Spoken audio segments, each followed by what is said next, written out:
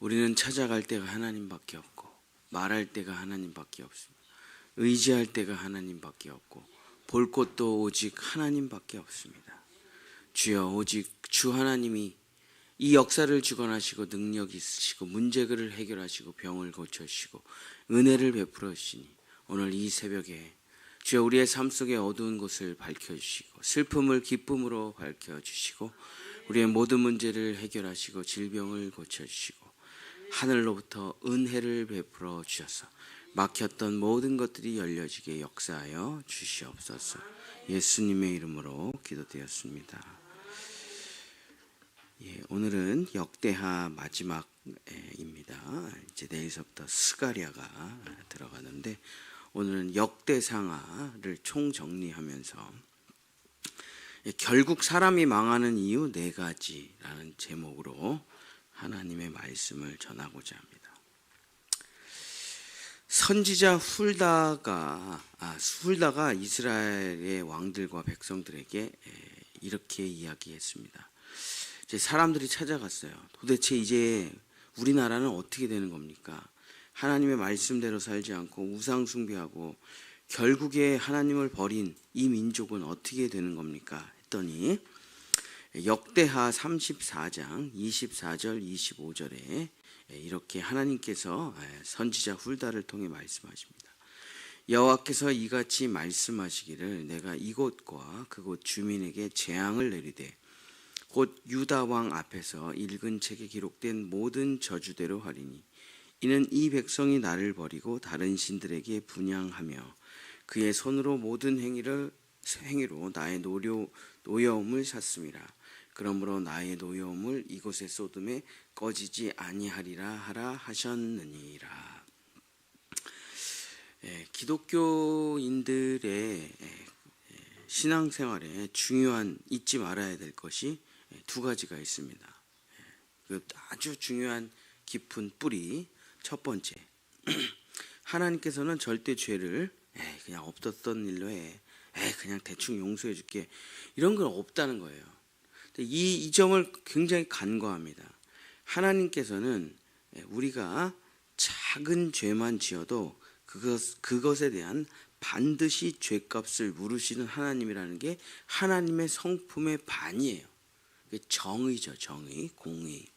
근데 사람들이 이 부분을 사람들이 듣기 싫어하니까 교회에서도 잘 설교를 안 하고 가르치질 않기 때문에 이 부분을 굉장히 간과하지만 하나님의 성품의 반은 정의입니다. 공의예요.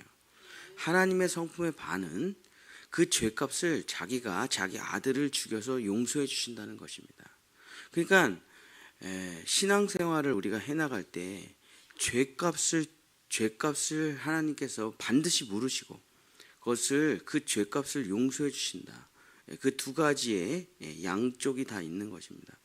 그런데 한쪽만 하나님의 사랑의 부분만 강조하게 되면 물론 이제 나쁜 건 아니지만 나의 신앙생활이 어디 쪽으로 시소가 기울듯이 기울어지냐면 사랑과 용서 쪽으로 기울어져요. 그렇게 되면 웬만한 걸 그냥 다 사랑하고 용서하자는 쪽으로 기울어지게 되면 내가 죄에 대한 경각심과 하나님을 경외하는 것이 사라지게 되는 것입니다.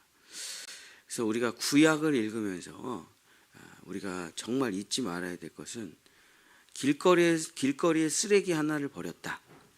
하나님은 이런 거 갖고 심판하지 아닙니다. 하나님 반드시 심판하셔요. 보지 말아야 될 무슨 나쁜 영화 한 편 봤다. 하나님 반드시 심판하지만 또 하지 말아야 될 욕설을 했다. 하나님 반드시 심판하십니다. 하나님 그냥 넘어가시는 거 없습니다. 그래서 작은 죄 하나 다 이런 건 하나님이 신경도 안 쓰시겠지. 아닙니다. 하나님은 반드시 신경 쓰시고 그것에 대한 죄값을 물읍니다. 그 죄값을 물으시기 때문에 우리가 교회에 나가서 그리스도의 십자가 앞에서 고통 가운데 용서해달라고 기도를 하고 용서받게 되는 것이죠. 그러면서 가슴속에 무엇이 남느냐? 죄에 대한 경각심과 하나님에 대한 경외함과 올바른 생활이 남게 되는 것이죠. 근데 이 사랑 쪽으로 너무 많이 치우치다 보면은 이 죄를 다 그냥 대충 다 용서하고 대충 서로 좋은 게 좋은 거지 뭐 그렇게 살아서는 안 되는 것이죠. 그래서 남유다의 멸망을 보면서 우리가 이스라엘의 멸망을 보면서 자기 자식조차 혼내시는 하나님 아버지의 마음을 죄에 대해서 절대 용서하지 않는다는 그 하나님의 마음을 꼭 가질 필요가 있습니다. 그래서 제가 어느 날 이제 이렇게 남들이 이렇게 쓰레기통을 그 종량제 봉투를 이렇게 버릴 때 거기를 이제 여유 있게 하시는 분들 있잖아요. 한 반쯤 채우고 버리시는 분들. 그래서 제가 이제 길거리에 이제 지나가면서 제 주머니에 있는 쓰레기를 여유가 있으니까 거기다가 이렇게 넣었죠. 그랬더니 그때 하나님께서 저에게 이렇게 말씀하시더라고요. 그 도둑질이야. 그래서 제가 굉장히 충격을 받았어요. 아니 내가 길거리에 쓰레기를 버린 것도 아니고 남들이 종량제 봉투 버렸는데 여유 있게 버려가지고 거기다 이렇게 잘 넣어서 버렸는데 뭐가 잘못했나? 하나님이 네 쓰레기는 네 쓰레기 봉투 사서 버려야지 왜 남의 거에다 집어넣냐? 그거 도둑질이야. 그래서 제가 이제 그때 이런 생각을 했습니다. 하나님이 죄에 대해서 얼마나 세밀하신가, 얼마나 민감하신가. 그래서 하나님은 끊임없이 우리에게 이 부분을 가르쳐 주셔요. 죄가 얼마나 무서운지를 끊임없이 가르쳐 주시고 하나님의 그 죄에 대한 용서와 자비와 회복이 얼마나 큰가를 동시에 가르쳐 주십니다. 죄에 대한 경각심이 없잖아요, 사실. 그러면 하나님의 사랑이 얼마나 큰지 사실 잘 몰라요. 그래서 우리는 항상 죄가 얼마나 무서우고 하나님은 작은 죄 하나도 반드시 그 죄값을 물으신다는 것을 꼭 기억을 해야 이제 하나님의 은혜를 알 수가 있습니다.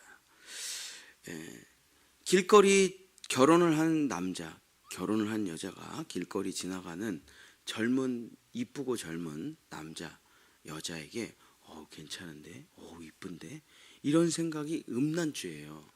하나님은 이 죄도 반드시 물으십니다.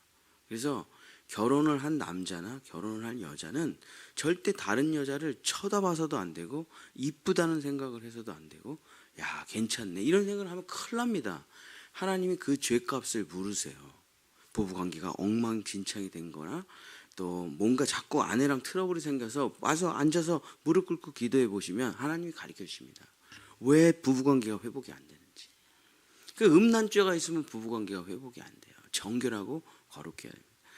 하나님은 그러니까 우리가 살면서 인생에 벌어지는 모든 일이 그냥 우연처럼 벌어지는 게 아니라 다 죄에 대한 대가라는 것을 명확하고 분명하게 깨달으면 하나님 앞에 나아가서 하나님 내가 왜 고난받습니까? 하나님 내가 왜 관계가 깨집니까? 하나님 내가 왜 아파해야 됩니까? 하나님이 다 가르쳐 주셔요. 너가 무슨 죄를 저질렀기 때문에 대가를 치르고 있는 거다. 그러나 그걸 깨달아야 돼. 먼저는 그 죄에 대해서 내가 무슨 죄를 저지르고 있고 그것에 대한 대가가 뭔지. 그래서 참 눈물 흘리며 회개하고 하나님께 용서를 구할 때 예수 그리스도의 십자가를 통해서 그것을 용서하고 이전보다 더 큰 축복을 주시긴 하시지만 죄에 대한 것을 가르쳐 주시고 용서에 대한 것을 가르쳐 주시고 축복과 은혜에 대한 것을 가르쳐 주신다. 그래서 이스라엘이 완전히 멸망하고 나서 선지자 훌다가 기도합니다. 하나님 이제 우리나라가 어떻게 합니까? 그랬더니 하나님께서 그냥 용서해줘. 그런 게 아니라 70년간 너희는 포로로 끌려갈 것이라고 하나님께서 선지자 훌다 예레미야를 통해서 다 말씀을 해주셔요. 그래서 그 70년의 포로 생활을 하게 된다는 것을 이제 마지막에 남유다의 선지자들에게 얘기하고 이스라엘은 멸망의 길을 걸어가게 됩니다. 그러면서 마지막 장에 이스라엘이 멸망하게 된 이유를 네 가지로 딱 정의를 하게 됩니다. 결국 사람이 왜 망하느냐? 운이 없어서 망하는 거 아니에요. 재수가 없어서 망하는 게 아닙니다. 사람이 망하는 이유는 딱 네 가지라고 성경이 기록을 하고 있습니다. 첫 번째, 역대하 36장 12절입니다. 역대하 36장 12절.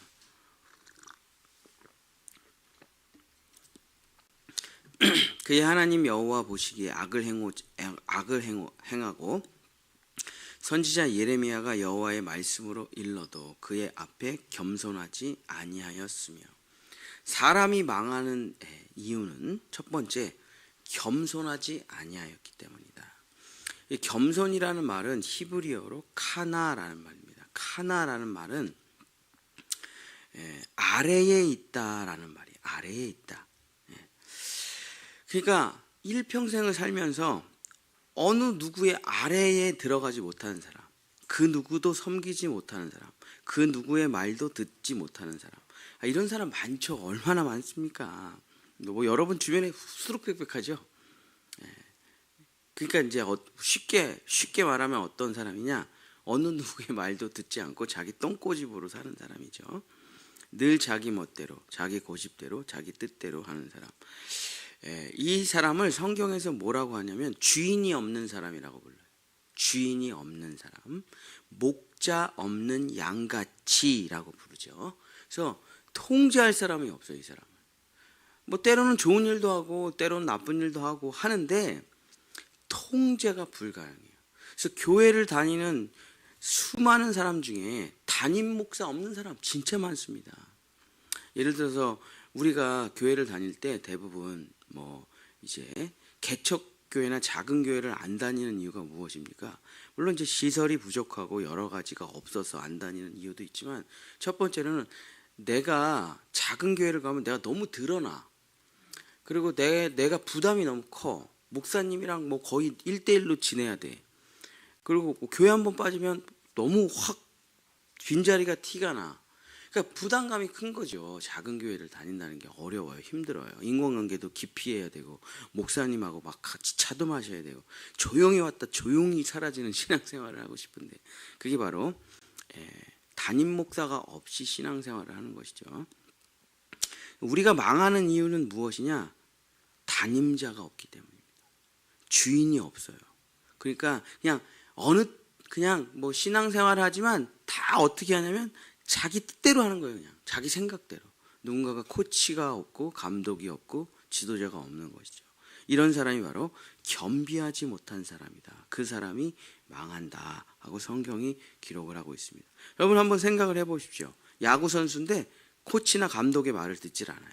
축구 선수인데 코치나 감독의 말을 듣지 않아요. 이 사람이 성공할 수 있을까요? 불가능하죠. 김연아가 금메달을 어떻게 땄습니까? 손현재가 메달을 어떻게 땄습니까? 손흥민이 어떻게 이렇게 축구를 잘해요? 그 이면의 영상들을 보면 엄청나게 혹독한 감독들이 있어요. 친부모도 엄청 혹독해. 세상에 넘어지고 쓰러지고 자빠지고 피를 철철 흘리는데 감독하고 부모가 한 바퀴 더. 그러니까 그쵸. 제가 우리 아이들에게 늘 하는 얘기. 이 세상에 자기 주도라는 것은 80점밖에 안 나온다. 제가 늘 우리 아이들, 공부하는 아이들에게 말을. 자기 주도로는 80점밖에 안 나와요. 그죠? 제가 군대를 갔더니 저를 한겨울에 우통을 벗기고 4km를 뛰더라고. 2년 6개월을. 제가 자기 주도로 조깅을 한다. 얼마나 뛸 것 같습니까? 근데 군대를 갔더니 내가 할 수 있는 능력의 1000%, 10,000%래요. 군대니까 거기가. 사람은 자기의 능력치는 무한무궁한 겁니다. 좋은 감독을 만나고 좋은 코치를 만나고 신앙생활을 할 때 좋은 담임자를 만나면 물론 기분 나쁠 때 있어요. 때로는 맘상할 때 있습니다. 때로는 일어나 한 번만 더. 여러분 헬스할 때 PT를 받잖아요. 그러면 못할 것 같아요. 거기서 PT 하시는 분들 뭐라고 합니까? 3개 더, 2개 더, 마지막 1개만 더. 왜냐하면 거기서 쥐어짜야 살도 빠지고 체력이 길러지는 거 아니겠습니까? 1개를 뛰어넘는 1개, 2개를 꼭 더 시키는 거죠. 그게 이제 감독과 코치의 역할이죠. 담임자의 역할입니다. 그래서 멸망하는 사람들의 첫 번째 이유는 뭐냐면 자기 한계성에 갇혀 있는 거예요. 자기 생각에 갇혀 있는 거예요. 자기 경험에 갇혀 있는 거예요. 그러면 결국 망하게 된다. 두 번째는 역대하 36장 13절입니다. 또한 느부갓네살 왕이 그를 그의 하나님을 가리켜 맹세하게 하였으나 그가 왕을 배반하고 목을 곧게 하여 마음을 완악하게 하여 이스라엘 하나님 여호와께로 돌아오지 아니하였고. 그래서 두 번째 망하는 사람들의 두 번째 특징은 뭐냐면 마음이 완악하다. 완악하다는 것은 히브리어로 아마츠인데 뭐냐면 돌처럼 딱딱하게 굳어져 있다. 반대말이 부드럽다라는 말입니다. 이번 주에 오시는 우리 교회 오시는 김화순 목사님 강의를 제가 어저께 인터넷으로 이제 몇 개를 들어봤는데, 그분이 이제 마음 치료의 전문가신데 그분이 하시는 말씀 중에 강의를 들었더니 이 말이 가장 저도 회개를 많이 했는데, 건강한 나무는 강한 바람이 불 때 막 휘어지고 흔들리는 나무는 건강한 나무래요. 근데 건강하지 못한 나무는 센 바람이 불면 탄력이 없어서 흔들리지를 않으니까는 그냥 뿌리가 뽑혀가지고 날아가거나 그냥 빡 꺾어진다고 하더라고요.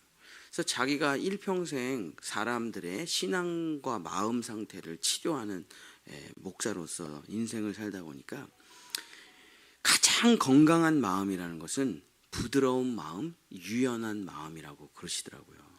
그러니까 남이 좀 다른 얘기를 하고 좀 내 마음에 안 들어도 그것을 유연하게, 그러니까 흔들리는 거는 괜찮대요. 흔들리는 거. 근데 우리는 흔들리는 걸 굉장히 이제 두려워하죠. 근데 흔들리는 건 괜찮은데 꺾이거나 부러지는 게 건강하지 못한 마음이라고 하더라고요. 그래서 완악하다는 말이 뭐냐면 흔들리지 않는다. 그런 말이 될 수가 있겠죠. 그냥 너무 딱딱해가지고 그냥 진짜 대쪽 같아. 그러면 어떻게 되냐면 부러지거나 꺾이면서 완전히 인생이 망하게 된다는 것입니다. 그래서 완악한 마음, 돌처럼 굳은 마음이 아니라 부드러운 마음을 가져야, 유연한 마음을 가져야 망하지 않고 남의 말을 듣고 또 상처를 받아서 흔들리고 마음이 괴로워도 더 흔들리면서 굳게 자라나게 된다는 것이죠. 세 번째는 역대하 36장 14절에 모든 제사장들의 우두머리들과 백성도 크게 범죄하여 이방 모든 가증한 일을 따라서 여호와께서 예루살렘에 거룩하게 두신 그의 전을 더럽게 하였으며. 그래서 부정한 것을, 더러운 것을, 불결한 것을 자기 주변에 두는 사람은 반드시 망하게 된다는 것이 바로 세 번째입니다. 더럽다는 말은 히브리어로 타메인데 이런 말이에요. 예를 들어서 이렇게 자기 책상에 아이스크림, 과자를 먹고 쫙 늘어놓는 사람들이 있죠. 청소하지 않고. 그러면서 벌레가 끼고 곰팡이가 끼고. 그러니까 뭐 어때? 그냥 살면 되지. 근데 자기 주변에 불결한 거를 자꾸 가져오는 사람은 결국 그 불결한 것이 자기를 망하게 한다. 그래서 컴퓨터 파일에 불결한 것은 없는가? 내 핸드폰에 불결하고 부정한 것은 없는가? 내 책상에 불결하고 부정한 것은 없는가? 또 우리 집안에 불결하고 부정한 것은 없는가? 우리 성전에 불결하고 부정한 것은 없는가? 그래서 항상 이제 가정 주부들은 잘 알겠죠. 이 청소를 안 하면 티가 나는데 청소를 하면 그냥 이제 청소를 깨끗하게 해놓으면 사람들은 원래 그런 상태인 줄 알죠, 그죠? 청소를 안 하면 티가 나요. 그래서 이제 가정주부는 평생 집안일을 하고 설거지를 하고 뭘 닦고 뭘 하면 하루 종일 그런 일을 해도 보람이 없어요, 그죠? 맨날 똑같은 일 하는 것 같고, 이거 쓸데없는 일 하는 것 같고, 인생을 나는 뭐 청소하려고 태어났나? 집 청소하려고 태어났나? 설거지하려고 태어났나? 근데 성경은 어떻게 말을 하냐면 그것이 가장 귀하다는 겁니다. 성경은 항상 특별한 것에서 은혜가 임하는 것을 별로 그렇게 좋게 생각을 안 해요. 성경은 일상을 가장 소중하게 생각합니다. 일상을. 그래서 평범한 은혜, 일상적인 은혜를 하나님이 굉장히 강조해요. 근데 이제 뭐 자꾸 특별한 걸 얘기해요. 특별한 경험, 특별한 간증, 특별한 체험, 그런 것은 일생에 한두 번입니다. 하나님이 매일 특별로 우리를 인도하지 않아요. 하나님은 특별한 것 한두 번을 통해서 나의 전체적인 일상을 회복하기를 원해요. 그래서 아무것도 하지 않아도 하나님께 감사할 수 있는 사람, 아무것도 하지 않아도 내 마음이 평안한 사람을 하나님께서 원하시는 거예요. 그래서 진짜 좋은 교회는 어떤 교회냐? 특별한 걸 하지 않는 교회예요. 뭐 특별 무엇이갱이, 특별 무엇이갱이, 이게 일상이 잘 안 돌아가기 때문에 특별을 하는 거거든요. 물론 필요하죠. 필요하지만 그러나 가장 중요한 것은 그냥 평범한 날들이 은혜로 채워지고 그냥 그저 하루에 말씀 한 장 읽고 그냥 기도하고 예배드리고, 이것이 가장 큰 은혜요, 가장 큰 축복이라는 겁니다. 근데 그 일상을 더럽히고 내가 늘 쓰는 공간을 더럽히면 그 사람은 반드시 망하게 된다는 겁니다. 마지막 네 번째는 역대하 36장 15절서부터 16절입니다. 그 조상들의 하나님 여호와께서 그의 백성과 그 거하시는 곳을 아끼사 부지런히 그의 사신들을 그 백성에게 보내어 이르셨으나 그의 백성이 하나님의 사신들을 비웃고 그의 말씀을 멸시하며 그의 선지자를 욕하여 여호와의 진노를 그의 백성에게 미치게 하여 회복할 수 없게 하였으므로. 그래서 선지자의 말씀을 무시해서 이스라엘 백성이 망했다 하면서 네 가지를 얘기합니다. 근데 우리가 이제 가끔 이렇게 기도를 하죠. 하나님의 뜻이 무엇입니까? 하나님이 나에게 말씀하시면 내가 하나님께 순종하겠습니다. 근데 왜 하나님은 나에게 말씀을 안 하십니까? 거짓말이라는 거예요, 성경은. 왜냐하면 하나님은 말씀을 멈추시지를 않으시는 분이에요. 24시간 365일. 근데 우리가 뭔가 이상한 간증을 너무 많이 들어가지고 갑자기 꽝꽝꽝꽝 모세야 사무엘아 이렇게 들릴 거라고 생각해요. 근데 하나님은 어떻게 말씀하시냐면 아내를 통해서, 남편을 통해서, 화초를 통해서 이 모든 순간에 모든 상황으로 다 말씀을 하신다는 거예요. 그걸 알아차리지 못하니까 하나님이 이 사람이 교회를 안 다니는데 목사님의 설교를 들어라 이렇게 말씀하실 리가 없잖아요. 이 사람은 교회를 안 다니는데. 그러니까 하나님은 아내나 친구를 통해서 말씀을 하시는 거예요. 근데 이건 하나님의 말씀이 아니라고 무시하고 멸시를 하는 거예요. 또 자기에게 벌어진 상황으로도 말씀하시고 뭐 여러 가지로 하나님은 말씀해요. 내가 너희를 나에게 돌아오게 하기 위해서 나는 끊임없이 나의 메시지를 너에게 보냈다라고 성경이 기록을 하고 있습니다. 만약에 하나님이 메시지를 안 보냈고 말을 안 했으면 우리가 지옥에 간다 그러면 누구 잘못입니까? 하나님 잘못이에요. 아니 말씀 안 하셨는데 내가 어떻게 알아요? 근데 우리가 지옥에 가는 것은, 심판을 받는 것은 하나님은 말씀을 하셨어요. 끊임없이 쉬지 않고 창세 때부터 여태까지. 그죠? 우리가 인생이라는 게 류시와의 시인이 쓴 책 제목인데, 지금 알았던 걸 그때도 알았더라면. 이것이 우리의 인생이죠. 우리의 자녀들이 자기의 30년 후를 갔다 오는 거예요. 타임머신을 타고 갔다 와. 그럼 어떻게 될까요? 뭐 어떻게 돼요? 눈썹 다 밀고 머리 빡빡 깎고 공부하겠죠. 공부하지 말라 그래도 그게 공부할 겁니다. 그죠? 자기의 30년 후회를 갔다 오면. 우리가 만약에 지옥을 잠깐 10분만 갔다 온다. 그럼 어떻게 될까요? 하나님 안 믿는 사람 한 명도 없을 겁니다. 그냥 일평생 그냥 모든 것을 걸고 하나님만 섬기고 살아가겠죠. 그렇습니다. 정말 우리의 인생 가운데 하나님은 너 이렇게 되면 이렇게 돼 하고 끊임없이 우리에게 말씀을 해주셨다는 거예요. 내가 몰라서 안 한 게 아닌가, 몰라서 안 한 게 아니고 못 들어서 안 한 게 아니고 하나님이 말씀을 안 해주셔서 안 한 건 아니다 하고 성경이 확실하게 말하고 있고, 너가 끊임없이 모든 순간 모든 상황으로 하나님이 말씀해 주시는데 사탄 마귀에게 속아가지고 내 자아에게 속아가지고 이거는 하나님의 말씀이 아니고 하나님은 모세야 이렇게 말씀하실 거라고 생각하니까 일평생 하나님의 말씀을 한 번도 못 들어본 거예요. 하나님은 하나님의 말씀을 많이 듣죠. 물론 저 같은 경우도 뭐 매일 하나님의 말씀을 듣는데 느낌은 이래요. 이게 내 마음에서 나온 말이기 때문에 이게 내 목소리라고 하면 또 내 목소리예요. 하나님의 말씀이 분명한데 내 안에서 들리는 도대체 설명할 수 없는 어떤 메시지고 음성이기 때문에 이게 진짜 구분하기가 물질적으로 구분하기는 어려워요. 이게 하나님의 음성 같기도 하고 내 생각 같기도 하고 그게 약간 늘 헷갈릴 때가 있죠. 그래서 하나님의 말씀을 듣는 가장 좋은 방법은 어떤 강력한 하나님의 말씀이 임했다. 근데 그게 자기 생각일 경우도 많습니다. 자기 아이디어일 경우도 많아요. 그럴 때는 성경을 읽어서 하나님의 말씀, 내가 들었던 하나님의 말씀과 성경이 일치하게 되면 그건 100%죠. 그래서 이제 조금 더 신앙생활을 깊게 정확하게 분명하게 하기 위해서는 말씀을 먼저 읽는 거예요.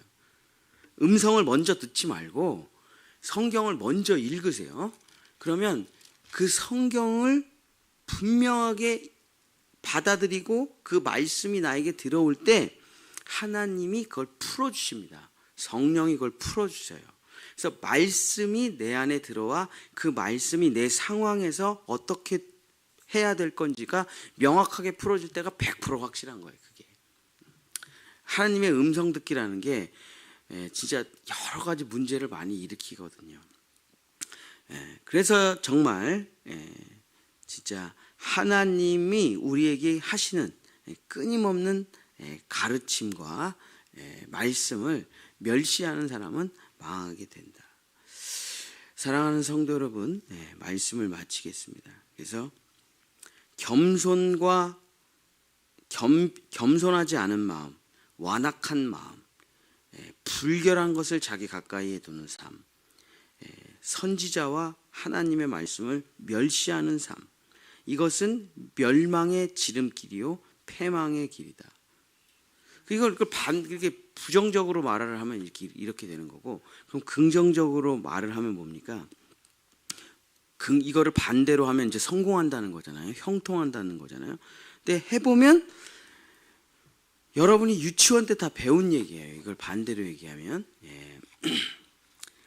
섬기는 마음, 들을 수 있는 귀, 늘 자기의 삶을 좀 청소하고 깨끗하게 하고 깔끔하게 하고, 그 다음에 나보다 남을 존귀하고 존중하는 마음. 그렇죠? 요즘 뭐 나라가 맨날 선거 이후에 서로 싸움이 막 득식을 하죠. 근데 그래서 이제 제 3자적 관점에서 이쪽 사람과 저쪽 사람들의 이야기를 들으면 이쪽들이 들으면 이쪽 사람이 맞는 것 같고, 저쪽 말을 들으면 저쪽 말이 맞는 것 같고, 그러면서 맨날 싸우는 것만 보면, 정치인들이나 경제인들이나 뭐 권력자들이 싸우는 것만 보면 마음에 이런 생각이 들죠. 좀 낮아질 수는 없는 건가? 좀 남의 말을 좀 경청해서 들을 수는 없는 건가? 좀 상대방을 존중할 수는 없는 건가? 그 아주 유치원에서 가르쳐주는 그 기본을 왜 사람들은 해내지 못하는가? 그죠? 이런 생각이 들잖아요. 아주 간단한 건데, 남의 말을 듣고 그 남의 입장을 좀 생각해서 나보다 남을 좀 존귀하게 여기고. 사랑하는 성도 여러분, 하나님께서 우리에게 요구하시는 것은 신명기 말씀에 있는 대로 내가 너희에게 너희가 할 수 없는 것을 요구한 적이 없다. 내가 너희에게 어려운 것을 요구한 적이 없다. 나는 너희에게 가장 쉽고 가장 하기 편한 것을 말한도다 하고 신명기에서 말을 하고 있지 않습니까? 하나님께서 아담에게 요구한 것은 모든 것을 다 먹고 네 마음대로 해. 대신에 동산 중앙에 있는 나무의 열매를 매일 한 개씩 먹어야 된다? 굉장히 어려워요. 먹지 마. 너무 안 어려워요. 그죠? 먹지 마. 어려워. 뭐가 어려워요? 아무것도 안 하면 되는데. 먹지 마라는 것은 아무것도 하지 말라는 거잖아요. 매일 먹어야 돼. 어려워요. 어느 날 깜빡하고 못 먹으면 지옥으로 가는 거야. 근데 먹지 마. 그리고 나머지는 그냥 네 마음대로 해. 너무 쉽잖아요. 너무 쉬워. 하나님께서 우리에게 요구하는 것은 굉장히 멋있고 어렵고 힘들고 대단한 신앙생활을 요구하는 것이 아니라 하나님께서 우리에게 요구하는 것은 그저 하나님을 좀 존귀하게 여겨달라. 별거 없어요. 그냥 하나님을 자기의 삶에서 그냥 좀 존귀하게 여겨달라. 나를 존귀하게 여기면 내가 너를 존귀하게 여기고, 나를 무시하면 나도 너를 무시한다. 그 성경에 많잖아요. 그런 얘기들이. 사랑의 관계를 원하시는 거잖아요. 신앙생활이라는 것은 주인과 노예의 관계가 아니라 사랑의 관계 속에서 일어나는 일이지 않습니까? 그래서 하나님께서는 그 사랑의 관계를 원하기 때문에 나를 대접해 달라는 거예요. 내 말을 들으라는 거예요. 그게 하나님께서 원하시는 유일한 한 가지입니다. 그것이 성공의 비결이고 그것이 망하는 비결이죠.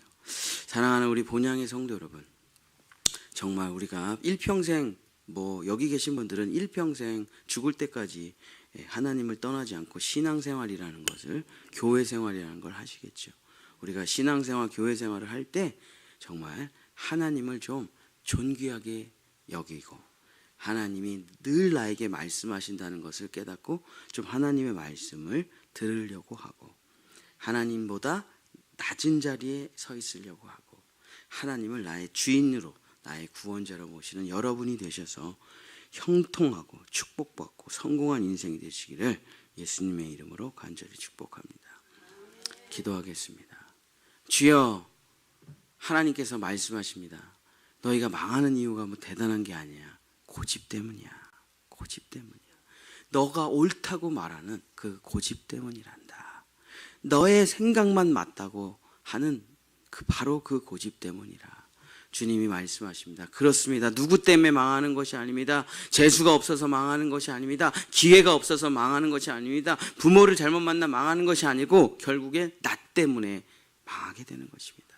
주여, 내가 나보다 존귀한 하나님을, 나보다 능력이 있으신 하나님을, 나보다 훌륭한 나의 배우자를, 나보다 더 좋은 나의 자녀들을 섬기며 사랑하며 그들을 위해서 인생을 바치고 복된 축복을 받을 수 있도록 역사하여 주시옵소서. 여호와는 내게 복을 주시고 너를 지키시기를 원하며, 여호와는 그 얼굴을 내게 비추사 은혜 베푸시기를 원하며, 여호와는 그 얼굴을 내게로 향하여 드사 평강 주시기를 원하노라.